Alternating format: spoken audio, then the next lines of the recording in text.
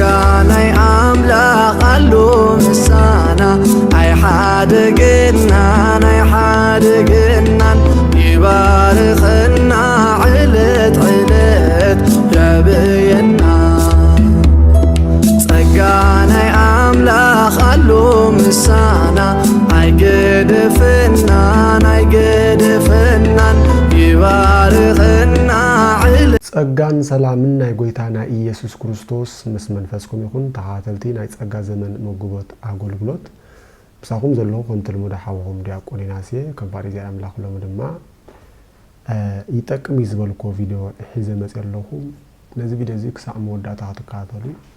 ላይክ ምግባር ድማ ጅምሩ ሰብስክራይብ ዘይገበርኩምን ናይዚ ዩቲዩብ ቻነል እዚ ቤተሰብ ንኽትኮኑ ሰብስክራይብ ክትገብሩ ብትሕትና ይምሕፀን ባርቀታ ናብታ አዳለ ዘለኹ ቪዲዮ ከመሐልፈኩም ሰናይ ምክታል ሰይጣን አትራፊ ነው ኢየሱስ ጋር ካህን ጋር አትሂድ ይልሃል እና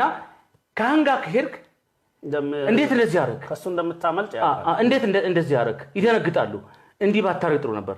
ሁለተኛ ግን ብለው የእግዚአብሔርን የፍቅር ቁንጥጫ ይቆንጡሃል ስገድ ጾም ተመለስ አልቅስ ወደሱ ብለው ከዛ ህይወት ሊያወጡ ይላሉ ከዛ አንተ ምን ታረጋለህ ትጾማለህ ትሰግዳለህ ንስሐ ትገባለህ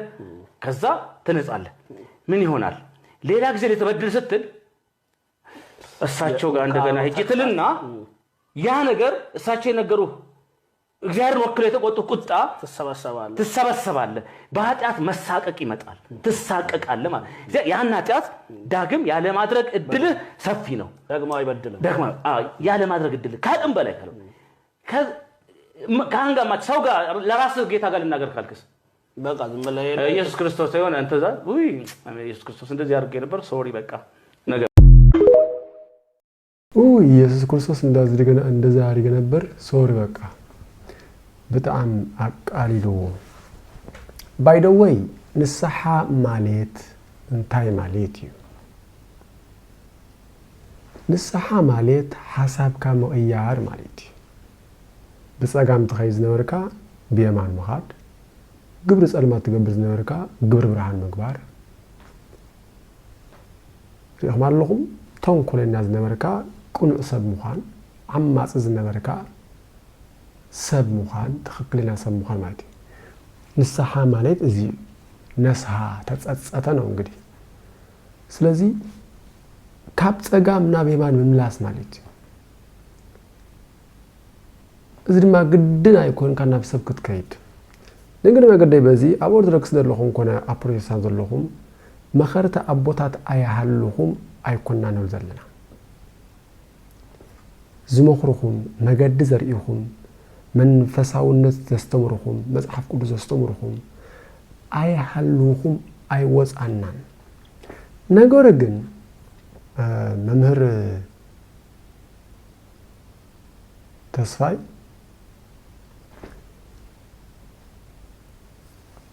ካብ ክርስቶስ ንላዕሊ ናይ ካህናት ወቀሳ ደቂ ሰባት ኣብ ክርስትና ከም ዘጽንዖም ገይሩ ዘስተዛረብ ዘሎ ካብ ናይ ክርስቶስ ፍቅሪ ንላዕሊ ወይ ድማ ካብ ናይ ክርስቶስ ስራሕ ንላዕሊ ካብ ናይ መስቀል ስራሕ ንላዕሊ ናይ ካህናት ወቀሳ ደቂ ሰባት ኣብ ክርስትና ከም ዘጽንዖም ገይሩ ዘዛረብ ዘሎ ወይውን ካብቲ ኣብ ውሽጥና ዘሎ ጸጋ ንላዕሊ ናይ ካህናት ትምርቲ ኣብ ልብና ኣብ ክርስትናና ከም ዘጽናዕና ገይሩ ዘዛረብ ዘሎ ያው ጸጋ በዘይ ምርዳእ ዝብል ኣነ ክድምድሞ ናብ ካህን ስለዚ ኸድካ እቶም ካህናት ድማ እንታይ ይብሉ ኻይሉ ጾም ጸሊ ምስወልኻ ምጾምካ ምጸለኻ ትነጽህ ኢሉ ክንደይ ግዜ ይኽነጽህ ግን ኣነኮ ትነጽህ ኢሉ ሓራይ ደሓን ብናቶም ክረዳሉ ካው ድማ ካላይ ግዜ ሓጢአት ከሰርሕ ምስ ሓሰብካ ናብቶም ካህናት ሕጂ ኸይደ ስለተሳቀቅ ንኸይትኸይድ ናብ ካህናት ንኸይትኸይድ ካብ ሓጢአት ምግባር ዶ ትብል እዚ ብእውነት ህፃንነት እዩ ቀደም እንግዲህ መምህር ብዙሕ ተጠቂም ካልና ኢኻ ንዓይ ኣይሃሰየኒ ናብ ዝርዲእቲ ዝውና ኣብፅሕኒ እዩ ስብከትካ ከሰሚዕ ሙለይቲ ክፅሕፍ ዝሓድር ነይረ ነገሩ ግን በጣም ህፃንነት እዚ ሐሳብ እዚ ንሰብ ኣብ ክርስቶስ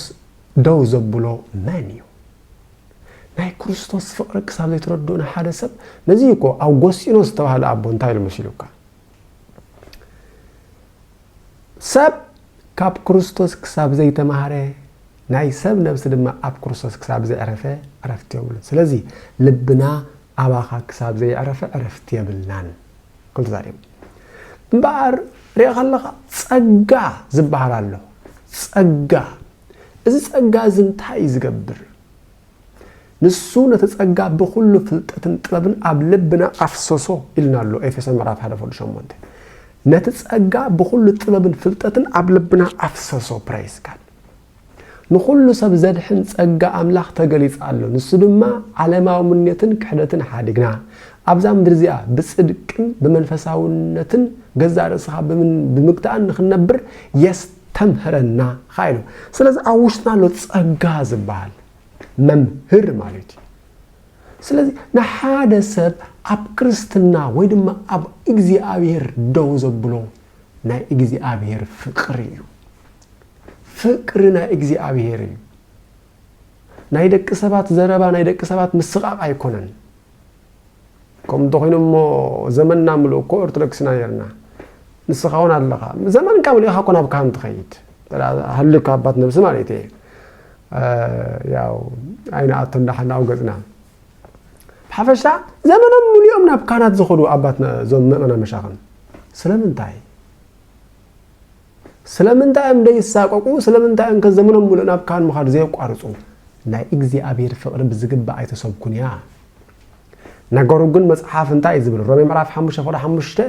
በቲ ዝተዋበና በቲ ዘተሰው መንፈስ ቅዱስ ገይሩ ፍቅር አምላኽ ኣብ ልብና አፍሰሶ ዳኻ ፍቅር አምላኽ ኣብ ልብና አፍሰሶ እዚ ፍቅር ድማ አንኮንዲሽናል ላቭ ወይ ድማ አምላካዊ ፍቅር ይዝባል እዚ ፍቅር ንምንታይ ኣብ ልብና ፈሲሱ ዘሎ በመንፈስ ቅዱስ ፍቅር አምላኽ ንምንታይ ኣብ ልብና ፈሲሱ ንኽልተ ነገር ሓደ በዚ ፍቅር ዝገርና ንእግዚአብሔር ከነፍቅረሉ እና እግዚአብሔር ፍቅሪ ክንፈልጠሉ ከላይ በዚ ፍቅር ዝገርና ድማ እንደቅ ሰባት ከነፍቅረሉ እዚ ፍቅር እዚ አምላካዊ እዩ እዚ ፍቅር እዚ ብዘይ ቅድመ ኩነት ዘፍቅር ፍቅር እዩ ስለዚህ በዚ ፍቅር እዚ እና አምላኽ እንፍቅሮ በዚ ፍቅር እዚ ድማ ኢና ምስ አምላኽ እንነብር ለዚ እኮ እታ ብፍቅር እትሰርሕ እምነት እምበር ግዝረት ኮነ ዘይ ግዝረት ምንም ጥቅም የብሉን ይልና ኣሎ ሐቀይ ጳውሎስ ኣብ ገላትያ ምዕራፍ 5:6 እታ ብፍቅር እትሰርሕ እምነት እምበር ግዝረት ኮነ ዘይ ግዝረት ምንም ጥቅም የብሉን ስለዚህ በክርስቶስ ኢየሱስ ንልምነኩም አለና እግዚአብሔር ፍቅር ከም ዝኾነ ካብቲ ኣብ ልብኹም ዝፈሰሰ ፍቅር ክትርድኡ ፈትኑ እግዚአብሔር መለኮታዊ ፍቅሪ ኣብ ውሽጥና አፍሲሱልና እዩ እቲ ንዓና ዘፍቀረና ፍቅሩ ኣባና አፍሲሱዎ እዩ ፕራይስ ጋድ በዚ ፍቅር እዚ ድማ ኣነምስ አምላኽ ተጣቢቀ ዝነብር ያው እስከ ሓደ ዜማ ከዚ መልኩም وأنه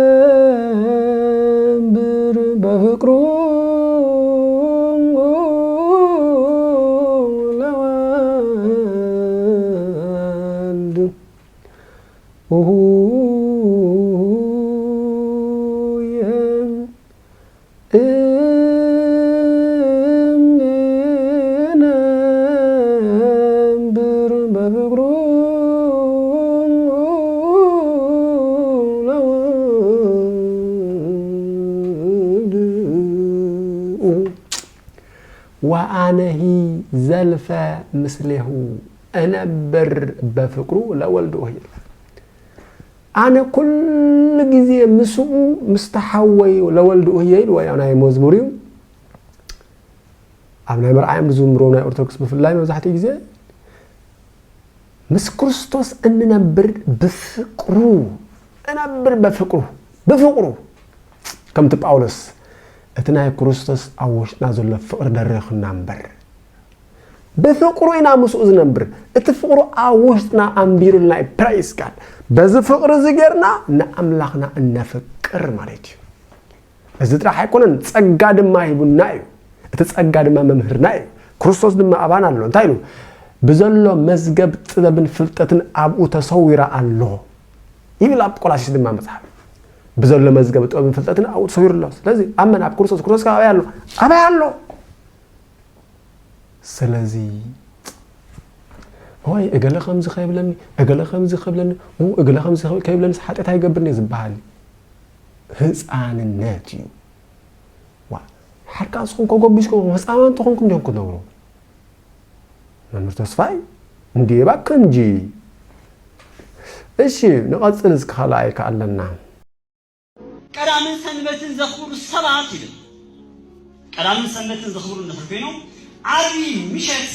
سرك مالجي كاسيول وزيو نابجنة أعطو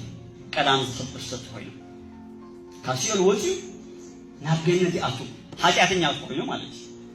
شغلو كرام راح تخبر نحنيرو كرام نفسن بت زوج كابجنة وزيو ناسيول يعطو سنبت زخبر تخوينها كرام مشت سرك مالجي نفسن بزوج نام تياتو كاسيو لوتيو نابجنة تياتو نجنا لما سوني يملس كلامه سنبتن زخبر تخوينها عاري مشت نفسه لياتو سونها يملس كرتوز من ساعات معازي كأنا خلوج أنا طلع الله خمسون سميع فلتنا ولا بتي هاي قات أمن نبتي مصحفتنا أورتودكسي مالت نشتي كنت صفري إدان بيبرلو قرب مرجة أمان كابي سمسو ناتي مصحف أنا مصحف كل زي الله دنجل مريم يسبح سوايزي حجة مصحف كل زي الله سيولن جنتين يسبكنا سيولن تايديو ويدي ما تجهنم مسازبالة ديسكو ديو أو خيدهم أو قلت لي تحجرهم دكنا ها سوني سولس كان أبصرهم كمان إنا خردو اسك حجز نمزس كنت عند قراتي خط كم زلني حجة إذا أبز كف فيلم سوم إذا لما أنا مشاخن نفسهم كرخبو نتي واتو زغفر لهم أملاهم لما كفكرو نعو كخبرو أمز كف فيلم زلوا جيزي مسوي أمر سوم زلوا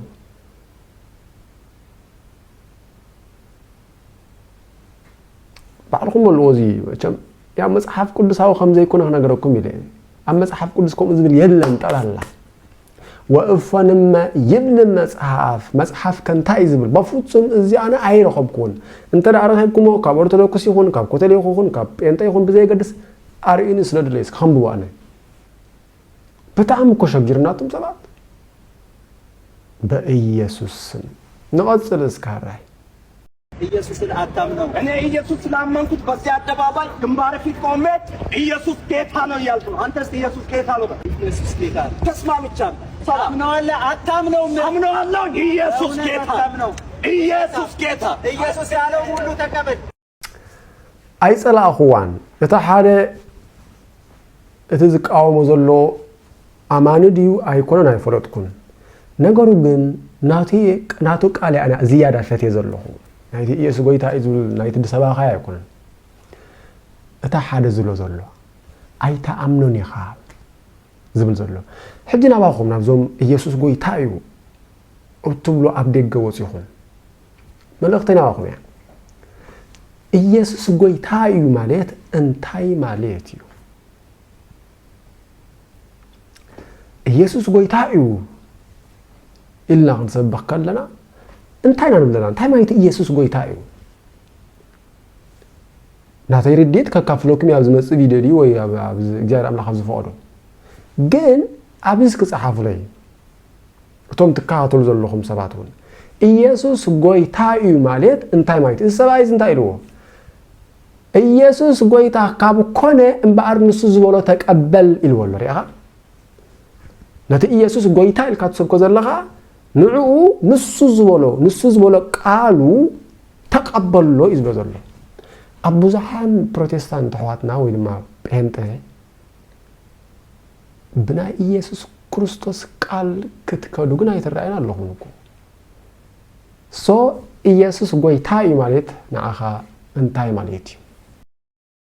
አንድ ሲደመር አንድ ነው 3 ነው ካል እግዚአብሔር ጋር ሄደ አንድ ሲደመር አንድ ስንት ነው ብትለው ፕሮፌት ሚራክል ምን አለ ነው የሚለው እግዚአብሔር ሆይ አንድ ሲደመር አንድ ስንት ነው ፕሮፌት ሚራክል ምን አለ 3 ነው ብሏል 3 ማህይም በለው አንድ ሲደመር አንድ 2 ነው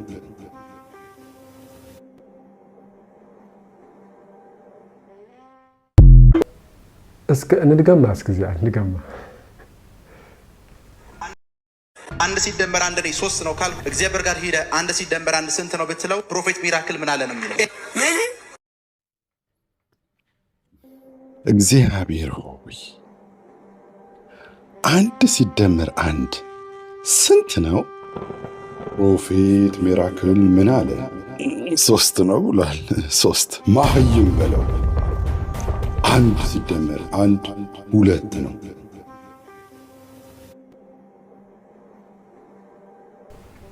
ፕሮፌት ሚራክል ማለት ናይ አቤል ናይዚ ነቢ ዩቲዩበር ምን ይስሙ አቤል ደሃንኩሎ ተሓንት ስሙ ስለተ አቤልኒ ናቱ